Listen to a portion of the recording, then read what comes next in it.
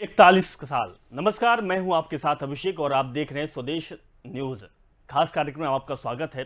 BJP के 41 साल हो चुके हैं। यह सफर जनसंघ से लेकर आज भारतीय जनता पार्टी तक पहुंच चुका है। हम आपको यह भी बता दें, सफर की शुरुआत जो हुई वो 2 सीट से हुई। जब अटल बिहारी वाजपेयी अध्यक्ष पद पर थे, 2 सीट से लेकर 303 सीट तक पहुंचना, लगभग देश के हर कोने तक बीजेपी का डंका बजाना, कहीं न कहीं ये सफर नहीं सफरनामा कह सकते हैं। तो बीजेपी की आज 41वीं वर्षगांठ है। केंद्र समेत देश के कई जगह बीजेपी ने वर्षगांठ मनाई है। वर्षगांठ मनाते हुए बीजेपी के अलग अलग नेता ये कह रहे हैं कि बीजेपी के लिए ये बहुत ही अच्छा अवसर है। बीजेपी पूरे देश में काबिज हो रही है। बीजेपी अब किसी एक पार्टी की नहीं रही। बीजेपी हर धर्म, हर जाति, हर लोग, हर शोषित, वहीं आम लोगों की पार्टी बन चुकी है। लेकिन इसमें कितना दम है? क्या वाकई बीजेपी जिस तरीके की बात कह रही है, बीजेपी के नेता जिस तरीके की बात कह रहे हैं, क्या हकीकत में ऐसा है? जमीनी हकीकत क्या है हम जानेंगे, लेकिन उससे पहले हम आपको सुनाएंगे कि देश के प्रधानमंत्री जो कि आज के समय में बीजेपी की अगुवाई कर रहे हैं, उनका क्या कहना है इस विषय पर। सुनिए। सेवा के इस यज्ञ में अपना योगदान देने वाले हर व्यक्ति को आदरपूर्वक नमन करता हूं। डॉक्टर श्यामा प्रसाद मुखर्जी, पंडित दीनदयाल उपाध्याय जी, अटल बिहारी वाजपेयी जी, कुशाभाऊ ठाकरे जी, राजमाता सिंधिया जी, ऐसे अनगिनत महान व्यक्तित्वों को बीजेपी के प्रत्येक कार्यकर्ता की तरफ से मैं आदरपूर्वक श्रद्धांजलि देता हूं, श्रद्धा सुमन अर्पित करता हूं। ये भाजपा ही है जहां कार्यकर्ता अपना तन मन धन देकर पार्टी की सेवा करते हैं। आपने देखा होगा, एक ऐसे प्रकार का सिलसिला शुरू हुआ है, एक नई प्रकार की व्यूहरचना सार्वजनिक जीवन में आई है। और क्या है? आज गलत नैरेटिव बनाए जाते हैं। कभी सीए को लेकर, कभी कृषि कानूनों को लेकर, कभी लेबर लॉ को लेकर। बीजेपी के प्रत्येक कार्यकर्ता को समझना होगा कि इसके पीछे सोची समझी राजनीति है। ये एक बहुत बड़ा षड्यंत्र है। सत्ता हमारे लिए इस पवित्र राष्ट्र सेवा का एक माध्यम है। पद हमारे लिए परिश्रम की पराकाष्ठा करने का दायित्व है। मैं भारतीय जनता पार्टी के प्रत्येक कार्यकर्ता को बधाई देता हूं। आज पार्टी का स्थापना दिवस है और इस स्थापना दिवस के अवसर पर हमको हमारे नेता और मार्गदर्शक भारत के यशस्वी प्रधानमंत्री श्रीमान नरेंद्र मोदी जी का मार्गदर्शन मिला है। सबसे पहले राष्ट्र, फिर दल और अंत में मैं, ये भारतीय जनता पार्टी का संदेश है जो माननीय प्रधानमंत्री जी ने दिया है। भारतीय जनता पार्टी कोई सत्ता के स्वर्ण सिंहासन पर पहुंचने का माध्यम नहीं है, बल्कि जनता की सेवा करके सबका साथ, सबका विकास और सबका विश्वास जीतने का मंत्र है। और इसलिए हम सबने संकल्प लिया है कि भारतीय जनता पार्टी के माध्यम से समृद्ध और विकसित मध्य प्रदेश बनाने का प्रयास करेंगे और जनता की सेवा में कोई केंद्र समेत देश के कई राज्यों में सत्ता चलाने वाली भारतीय जनता पार्टी आज अपना स्थापना दिवस मना रही है। यूं तो ये बीजेपी का अंदरूनी मामला है कि जो किसी बहस का मामला नहीं है, लेकिन बहस इस पर शुरू हो गई है जो पीएम मोदी ने इस मौके पर बोलते हुए कहा है। मौका 5 राज्यों में चुनाव का था, इसीलिए पीएम मोदी ने भी इस मौके पर विपक्ष को घेरने का मौका नहीं छोड़ा। उन्होंने कहा कि बीजेपी आज भी पार्टी विद डिफरेंस है, जहां न नेतृत्व में वंशवाद चलता है, न सिद्धांतों में तुष्टीकरण चलती है। पीएम मोदी ने कहा कि बीजेपी सिर्फ एक चुनाव जीतने की मशीन नहीं है, उसे हर संप्रदाय का समर्थन मिल रहा है।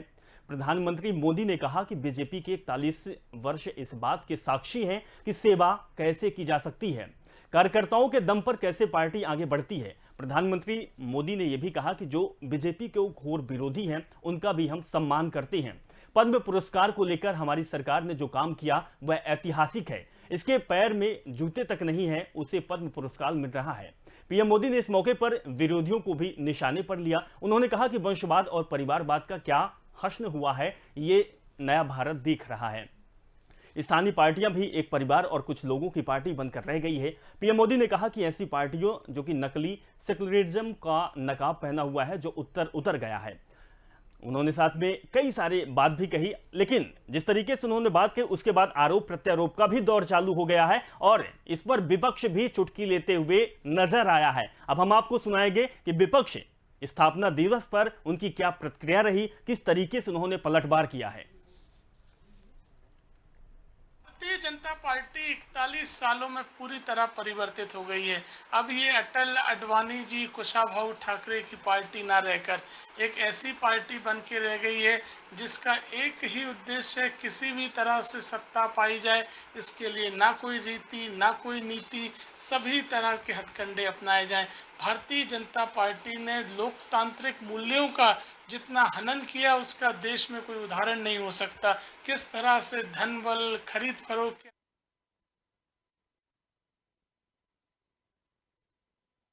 आज बीजेपी का स्थापना दिवस है। 41 साल की ये पार्टी बन चुकी है, देश में अब राज कर रही है, या कहें कि सरकार अब बीजेपी की है। इसी विषय पर बात करेंगे। बात करने के लिए हमारे खास मेहमान हमारे साथ जुड़ चुके हैं। जगदेव यादव जुड़ चुके हैं, जो कि पूर्व मंत्री समाजवादी पार्टी है। जगदेव जी, आपका हमारे कार्यक्रम में बहुत बहुत स्वागत है। हमारे साथ दिलीप श्रीवास्तव जी जुड़ गए हैं, जो भारतीय जनता पार्टी से है। दिलीप जी, आपका भी हमारे प्रोग्राम में बहुत बहुत स्वागत है। दिलीप जी, सबसे पहले हम आपके पास आएंगे।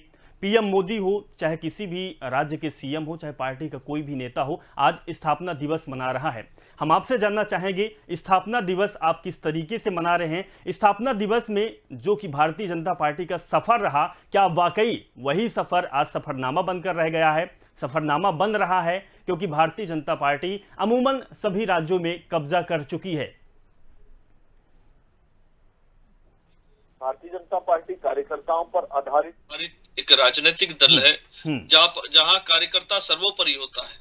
कार्यकर्ता ही राष्ट्रीय अध्यक्ष बनता है, कार्यकर्ता ही मुख्यमंत्री बनता है, कोई वंशवाद नहीं है। अन्य दलों से भिन्न है भारतीय जनता पार्टी। यहाँ कार्यकर्ताओं में मंथन होता है, मंथन होने के बाद चर्चा होती है, चर्चा के बाद निर्णय होता है और निर्णय का क्रियान्वयन होता है।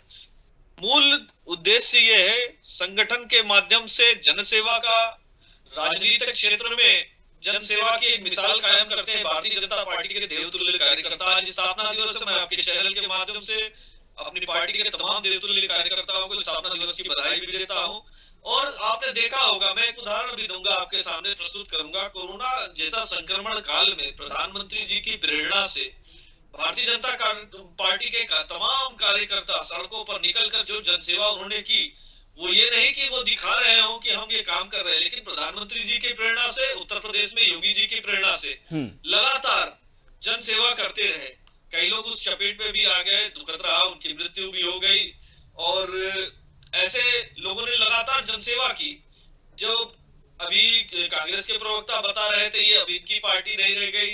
भारतीय जनता पार्टी तो कार्यकर्ताओं की पार्टी है और समय समय पर मार्गदर्शक के रूप में अटल जी के द्वारा जो कही हुई बातें, अडवाणी जी के द्वारा जो कही हुई बातें, आदरणीय कुशाभाऊ ठाकरे जी द्वारा जो कही हुई बातें, दीनदयाल उपाध्याय जी का एकात्म मानववाद, श्यामा प्रसाद मुखर्जी जी का जो सिद्धांत, ये सारी दिलीप जी आप मोदी जी के द्वारा जो अमल में लाते हुए कार्यकर्ताओं द्वारा उनको अमल में लाया जा रहा है। और स्वयं प्रधानमंत्री जी ने जो देश में जो लगातार जो जन सहभागिता तय कराते हुए उन्होंने जो एक आंदोलन का रूप दिया, कहा जाए स्वच्छ भारत मिशन के रूप में, किस प्रकार से सफाई के रूप में, ये सारी चीजें। और आज हम लोगों ने जो बूथ स्तर पे जो कार्यकर्ता है, स्थापना दिवस के मौके पर अपने घरों पे भारतीय जनता पार्टी का झंडा लगाए और सब जगहों पे कार्यकर्ताओं ने अपने स्थापना दिवस को हर्षोल्लास के साथ मनाया। जयदेव जी, आप कितना सहमत है जिस तरीके से दिलीप श्रीवास्तव ने बात कही कि भारतीय जनता पार्टी अब वंशवाद की पार्टी नहीं है, आम लोगों की पार्टी है? हालांकि इसमें वाद विवाद तो चल रहा है, क्योंकि आज पीएम मोदी ने यह बात कही है कि अब ये केवल जो हिंदुत्व के नाम पर यह पार्टी चली थी, जनसंघ से लेकर आज भारतीय जनता पार्टी पहुंच चुकी है। आज देश में राज कर रही है, सरकार केंद्र में भारतीय जनता पार्टी की है, क्या भारतीय जनता पार्टी वाकई वही काम कर रही है जो उसके विचारधारा पहले थी? और जिस तरीके से दिलीप जी ने यह बात कही है कि वंशवाद इसमें नहीं होता है, आम कार्यकर्ताओं को उठाया जाता है और उनको ऊपर तक पहुंचाया जाता है। जो अभी हमारे श्रीवास्तव जी के जी मुखर्जी ने जो भारतीय जनसंघ बनाई थी और जिस तरह से संघ का सहयोग लेकर के पार्टी शुरू हुई थी, सन 77 में इन्होंने जनता पार्टी में विलय कर दिया, जनता पार्टी बन गई। तमाम जब लोग चौधरी चरण सिंह सारे लोगों ने मिलकर के पार्टी बनाई जाती है। जो कांग्रेस के खिलाफ इंदिरा गांधी की इमरजेंसी के बाद जनता पार्टी पावर में आई, उसके बाद उनका विघटन हुआ, तब ये भारतीय जनता पार्टी बनी और तमाम अलग अलग पार्टियां जो शामिल हुई थी, लोग बड़े सारे लोग बन गए। हम लोग तो इसके पश्चात हैं, तो हम लोग भी इसमें शामिल रहे हैं, मैं तो पार्टियों से चुनाव लड़ा। लेकिन आज की जो भारतीय जनता पार्टी है और अटल बिहारी वाजपेयी और आडवाणी जी की जो भारतीय जनता पार्टी थी, अमित इंडिया, वो नहीं रह गई है। वहाँ सामूहिक नेतृत्व था, निर्णय लोग लेते थे। आज एक व्यक्ति नहीं, आज ये 2 व्यक्ति की पार्टी रह गई है। पूरा इनके यहाँ लोकतंत्र नहीं रह गया है, संवैधानिक व्यवस्था नहीं रह गई है। इनका लक्ष्य एकमात्र किस प्रकार साम दाम दंड करके ये सत्ता हासिल करना है, चुनी हुई सरकारों गिरा देना है, चाहे गोवा ले लीजिए, मधुर लीजिए, सरकारों गिरा देना है। और जो विरोध करेगा उसको लोकतांत्रिक मर्यादाओं के खिलाफ उनको जेल भेज देना है। पीछे जन्म चले गए लालू यादव जी हैं, 100 मुकदमे लगा दिए। आजम खान ने क्या, आजम खान ने अपराध किया, यूनिवर्सिटी बना दी। यूनिवर्सिटी को सरकार पैसा देती है, सरकार रेट देती है, सरकार जमीन देती है, शिक्षक बनाए, 100 मुकदमे लगा दिए। चलिए दिलीप जी सवाल आपसे होगा, लेकिन उससे पहले हम जयदेव जी आपके एक प्रश्न कि जिस तरीके से आपने बात कही है कि एन केन प्रकारेण हर तरह से सत्ता में काबिज होने के लिए बीजेपी लगातार काम कर रही है, आप क्या समझते हैं? आप हालांकि बहुत बुद्धिजीवी हैं, समाजवादी पार्टी के आप पूर्व मंत्री भी रह चुके हैं, आप बखूबी समझते हैं कि राजनीति में इन सब चीजों का इस्तेमाल किया जाता है। आप क्या समझे कि क्या भारतीय जनता पार्टी इन्हीं कारणों से केंद्र में काबिज है? लगभग सारे राज्यों में बीजेपी की सत्ता है। बात करते हैं, कौन सी बात से बात करते हैं? लगता है किसी को धमकी दे रहे हैं, छोड़ दो, मार दो, खाली बोल दो, ऐसी बात की जाती और कर भी रहे हैं। अभी कल तो एक पत्रकार वार्ता में सो रहे थे, उनको ऐसे शब्दों प्रयोग किया योगी जी ने। मैं मुझे वीडियो देखा, आज वीडियो मौजूद है, और शब्दों प्रयोग किया मीडिया लोगों ने। चलिए दिलीप जी इसका जवाब दीजिए, दिलीप जी इसका जवाब दीजिए। यादव जी बोल रहे हैं कि आपकी पार्टी सत्ता में काबिज होने के लिए अलग अलग के हथकंडे अपना रही है, चाहे वो डराने का हो, धमकाने का हो, किसी भी प्रकार का हो।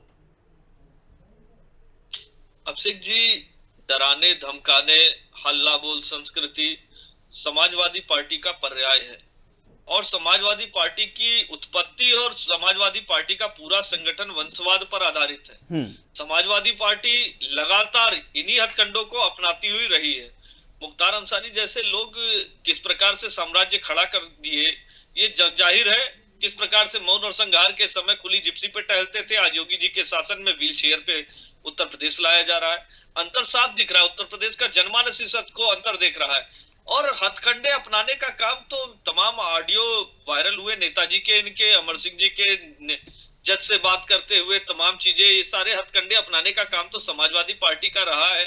किस प्रकार से स्टेट गेस्ट हाउस कांड हुआ, किस प्रकार से लगातार हल्ला बोल संस्कृति के तहत एक समाचार पत्र के दफ्तर पे जो है हल्ला बोला गया, ये सब जग जाहिर है। ये सारी चीजें जग जाहिर है। आदरणीय जगदेव सिंह यादव जी वरिष्ठ नेता हैं समाजवादी पार्टी के, पहले हमारे दल में भी रहे। वो अच्छी तरह से जानते हैं कि भारतीय जनता पार्टी में और समाजवादी पार्टी में अंतर क्या है। यहाँ यह कार्यकर्ताओं पर आधारित दल है, यहाँ निर्णय सामूहिक होता है। वहां नेताजी के आधार पे या उनके पुत्र के आधार पे या चाचा के आधार पे निर्णय होता था या दूसरे चाचा के आधार पे निर्णय होता था, तो उसी आधार पे उनको सुगमता महसूस हुई और वो अच्छी तरह से इन सारे विषयों को जानते हैं कि वंशवाद क्या है। और मुझे लगता है जगदेव सिंह यादव जी अगर वैसे इनकी व्यक्तिगत चर्चा की जाए तो ये विद्वान व्यक्ति हैं, आदरणीय विद्वान व्यक्ति हैं, ये अच्छी तरह से इन बातों को बखूबी लेकिन चैनल पे नहीं कर सकते। समाजवादी पार्टी के नेता है, वरिष्ठ नेता है, इसलिए मजबूरी है, इस बातों को स्वीकार भी नहीं कर सकते। लेकिन देखिए अंतर स्पष्ट है। अगर जनता जनता किसी को चाहती है, जनता किसी का कालीखंड देख रही है, अगर वो उसे रिपीट कर रही है, तो ये जनता का, अगर जनता ने जनाधार दिया है तो किन्हीं ना किन्हीं कारणों से क्या होगा, कोई हथकंडा नहीं अपनाता है। चले दिलीप जी, दिलीप जी जनाधार की बात आप कहते हैं, जनाधार भारतीय जनता पार्टी को मिल रहा है। अगर जनाधार ना मिलता तो वो कांग्रेसी जो 90 के दशक में 2 सीट मात्र हासिल की थी, आज 300 सीट पर आकर काबिज हो चुकी है और केंद्र में सत्ता है। दिलीप जी, हम आपसे जानना समझना चाहेंगे, हालांकि आरोप प्रत्यारोप बहुत सारे लगे, विपक्ष ने आरोप लगाया कि भारतीय जनता पार्टी खरीद फरोख्त भी करती है, सत्ता में काबिज होने के लिए अलग अलग चीजें करती है। हम आपसे ये जानना समझना चाहेंगे, क्या भारतीय जनता पार्टी हिंदूवादी पार्टी है या नहीं है? अभिषेक जी, पहले तो हमें हिंदुत्व समझना होगा। ठीक है, आप हिंदुत्ववादी का नाम आता है, आप हिंदुत्ववादी बताइए, क्या भारतीय जनता पार्टी हिंदुत्ववादी पार्टी है या नहीं? देखिए, पहले हिंदुत्व को समझ लीजिए। सर्वोच्च न्यायालय ने हिंदुत्व की व्याख्या दी है, भारतीयता का पर्याय बताया है। हाँ। और हमारे आदरणीय नेता अटल बिहारी वाजपेयी जी ने स्पष्ट रूप से हिंदुत्व की व्याख्या की थी। हिंदुत्व को हमें समझना होगा। हिंदुत्व को अगर पंथ मजहब संप्रदाय के आधार पर विभाजित करने का काम करेंगे तो यह अनुचित है। हिंदुत्व यानी भारतीयता, और भारतीय जनता पार्टी भारतीयता को मानती है, हिंदुत्व को मानती है। हिंदुत्व की जब व्याख्या देश की सर्वोच्च न्यायालय, भारत के संविधान के द्वारा स्थापित सर्वोच्च न्यायालय द्वारा हिंदुत्व की व्याख्या की जाती है, तो उसको किसी धर्म मजहब से नहीं जोड़ना चाहिए। हाँ, दिलीप जी, आप खुद समझाइए। मैं ये कहना चाहूंगा, ये आप बताइए कि जो देश में कांग्रेस ने लंबे समय तक कालखंड में राज किया, जो उनके समय के जो कोण थे, जो उनके समय जो सारी चीजें हल हो सकती थी। मैं आपने हिंदुत्व पे चर्चा की तो मंदिर का भी मसला आ जाता है। जब सोमनाथ मंदिर का जीर्णोद्धार हो सकता था, तो अयोध्या में राम मंदिर का क्यों नहीं? जब सरदार वल्लभ भाई पटेल वहां जीर्णोद्धार करने के लिए डॉक्टर राजेंद्र प्रसाद जी को पत्र लिखते हैं, तो पंडित नेहरू जी विरोध क्यों करते थे? ये सारी चीजें इतिहास में है, ये काला इतिहास है कांग्रेस का। दिलीप जी सवाल सिर्फ इतना था। दिलीप जी सवाल सिर्फ इतना था, सवाल सिर्फ अभी भी इतना है, क्या बीजेपी हिंदुत्ववादी पार्टी है या नहीं है? इस बात का जवाब हाँ ना में आप दे सकते हैं। बता दी, भारतीय जनता पार्टी हिंदुत्व की व्याख्या जो सर्वोच्च न्यायालय, ठीक है, जो सर्वोच्च न्यायालय बोलता है, जो लोग समझते हैं, उसको आप छोड़ दीजिए। आपकी पार्टी, दिलीप जी, पार्टी है, भारतीयता के प्रतीक की सारे चिन्हों को मानने वाली भारतीय जनता बिल्कुल दिलीप जी, बहुत अच्छी बात है कि आप अगर सर्वोच्च, दिलीप जी अगर आप सर्वोच्च न्यायालय की बात मानते हैं, अच्छी बात है, हम सबको मानना चाहिए क्योंकि सर्वोच्च न्यायालय है, हम इस देश में हैं, उससे बढ़कर कुछ नहीं है। हम आपकी पार्टी के बारे में जानना चाहते हैं, क्या बीजेपी पार्टी हिंदुत्ववादी पार्टी है? हाँ और ना में जवाब आप दीजिए।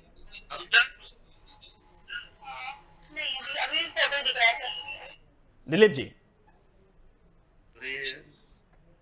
भारतीयता का प्रतीक बताया जो सर्वोच्च न्यायालय द्वारा, भारतीय जनता पार्टी उस पर पूर्ण विश्वास रखती है और इसके आधार पे चलिए हम आपसे यही सुनना चाहते हैं। जगदेव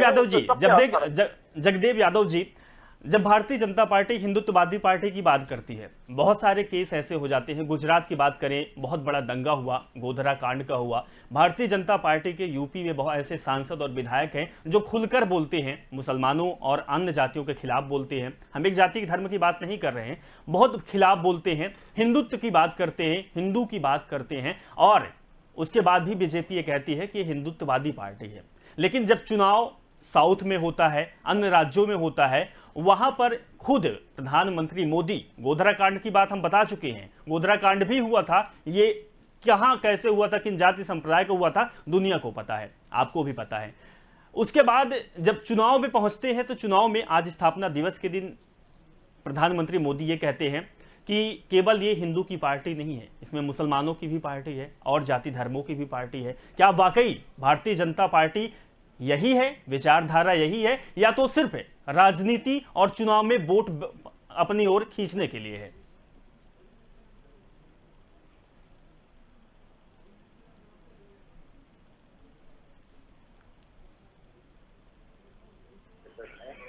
और आरएसएस इनकी नीति है, 3 से सकता है, लेकिन ये गिरिगी की तरह रंग बदलते हैं। साउथ में जाए कुछ कहेंगे, उत्तर भारत में कुछ कहेंगे, और हमेशा हिंदुत्व के एजेंडे को लेकर भारतीय जनता पार्टी चली है।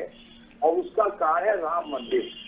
राम मंदिर के नाम से इन्होंने सारे देश में एक हिंदुत्व का एजेंडा चला।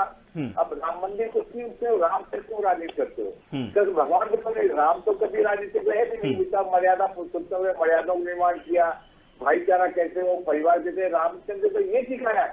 और अगर किसी ने राजनीति की है, महाभारत चला, तो भगवान कर सकते, सब में क्या राजनीति करते हो? ये वास्तव में एक निश्चित रूप से ये वोटों का ध्रुवीकरण करने के लिए हिंदू मुस्लिम का कार्ड खेलते हैं। कभी 3 तलाक की बात करेंगे, कभी मदरसा की बात करेंगे, कभी 3 सत्य की बात करेंगे। ये सारा जो खेल खेला है इन्होंने वोटों को ध्रुवीकरण करने के लिए हिंदूवाद को रखा किया, क्या इसमें कोई बुराई नहीं। कहते हैं ये लोग संकोच करते हैं, लेकिन है ये हिंदू मुस्लिम की बात करते हैं। अभी कोरोना के बाद, आज कोरोना चल रहा है, जमाती आ गए, कोरोना हो, कोरोना अब कहाँ से जमाती आ गए? अब कोरोना कौन से लेके आया? फिर हिंदू मुस्लिम करने के लिए हर मामले को साइन बागू कहीं सब लेके आते हैं। अब साथ ये है, और जब से ये मोदी जी आए हैं और अमित शाह जी आए हैं, इन्होंने सारा कर दिया। आज कहाँ चले गए अडवाणी जी? अडवाणी जी को देश का राष्ट्रपति होना चाहिए था, आज कहाँ चले गए मोदी मंडल सिंह जी? जो पुराने लोग थे, जो सामूहिक नेतृत्व लेकर चलते थे, जिनकी स्थिति थी, उनको सारे लोग उनके आगे कर दिया। अब बेचारे कहते हैं हमारे, चलिए ठीक है। अनुराग जगदेव यादव जी हमारे साथ, कांग्रेस के प्रवक्ता रवि सक्सेना भी जुड़ चुके हैं। रवि सक्सेना जी, आपका भी स्वदेश न्यूज में बहुत बहुत स्वागत है। रवि सक्सेना, हमारा डिबेट का मुद्दा है, आज 41वां स्थापना दिवस है, बीजेपी मना रही है। बीजेपी कहें, बीजेपी हिंदुत्ववादी पार्टी मानी जाती है। हालांकि अभी जवाब क्या आया है दिलीप जी का, वो कहीं ना कहीं गोलमोल आया है। सुप्रीम कोर्ट का हवाला उन्होंने दिया है। लेकिन जब चुनाव होता है, जो प्रधानमंत्री है या कहें कि आज के समय में बीजेपी को लीड कर रहे होते हैं, वो दूसरी जगह जाकर, साउथ में जाकर, तमिलनाडु में जाकर, असम में जाकर, जहां चुनाव हो रहा है वहां जाकर वो कहते हैं कि हमारी पार्टी हिंदू बस की पार्टी नहीं है, ये मुसलमानों की भी है और जाति धर्मों की भी पार्टी है। आप इस बात से कितना सहमत हैं रवि सक्सेना जी? मेरा ये कहना है, भारतीय जनता पार्टी बड़ी बगला भगत पार्टी है। इसके जहां स्वार्थ सिद्ध होते हैं वहां उसी तरह की नौटंकी करने लगते हैं, उसी तरह का बहरूपियापना करने लगते हैं। ये अगर उत्तर भारत में आते हैं तो इस तरह की बातें करते हैं कि हम हिंदूवादी पार्टी हैं, जबकि ये कभी भी हिंदूवादी पार्टी नहीं रहे। और सुप्रीम कोर्ट का तो डिसीजन भी आया है। मैंने अभी 3-4 दिन पहले मोदी जी का वीडियो भी डाला था, उसमें उन्होंने कहा था कि हिंदू कोई धर्म ही नहीं है, ये this is the way of life.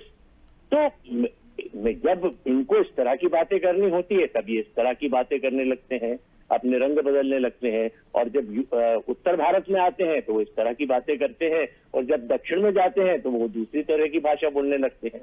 तो भारतीय जनता पार्टी का चाल चरित्र और चेहरा हमेशा केवल और केवल बहुरूपियापना दिखाने का है। रवि सक्सेना इस बात का जवाब दें। रवि सक्सेना जी, इस बात का जवाब दिलीप श्रीवास्तव जी देंगे।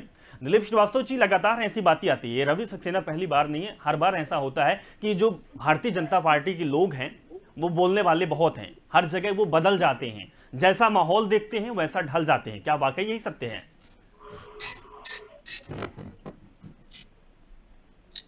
प्रश्न किससे है? प्रश्न दिलीप जी आपसे है, और बखूबी जवाब भी दिलीप जी आप ही दे पाएंगे। जी, प्रश्न मुझसे है तो उत्तर भी मैं ही दूंगा। जी बिल्कुल। भारतीय जनता पार्टी सदैव एक नीति पर चलती आई, कोई बदलने का काम नहीं की। हाँ। जो नौटंकी की बात कर रहे हैं तो कांग्रेस के नेता देश के जो सबसे बड़े लोकतंत्र के मंदिर में किस प्रकार से नौटंकी करते थे, कांग्रेस के युवराज को सबने देखा है, आंख मारने से लेके उनकी कलाकारी भाषा जरा तमीज़दार बोले। प्रदेश न्यूज पे बहुत बड़ा चैनल है, इसमें भाषा का संयम रखें। जाहिर है और इनका दोहरा चरित्र मुख्तार अंसारी के प्रकरण में इनके नेता प्रियंका गांधी के द्वारा भी दिखाया गया। एक तरफ ये अपराधियों को जेल भेजने की बात करती है और एक तरफ अपराधियों के पक्ष में खड़ी नजर आती है। पंजाब सरकार मुख्तार अंसारी को लगातार बचाने का काम कर रही है। मैं उदाहरण के साथ बता रहा हूँ, ये अगर इन्होंने लोकतंत्र में देश में आपातकाल लगाया किसने? कांग्रेस ने लगाया। मुस्लिम महिलाओं को अगर लड़ने का, अगर इतनी लंबी लड़ाई लड़नी पड़ी तो किसके कारण? कांग्रेस के कारण। किस तरह से आपने अपनी सत्ता की कांग्रेस के तत्कालीन प्रधानमंत्री राजीव गांधी जी बदल जाते हैं और जो आदेश होता है सर्वोच्च न्यायालय का उसको पलट के अध्यादेश ले आते हैं। ये सबने देखा है कि चाल, चरित्र और चेहरा लगातार समय परिस्थिति के अनुसार बदलने का काम कौन करता है।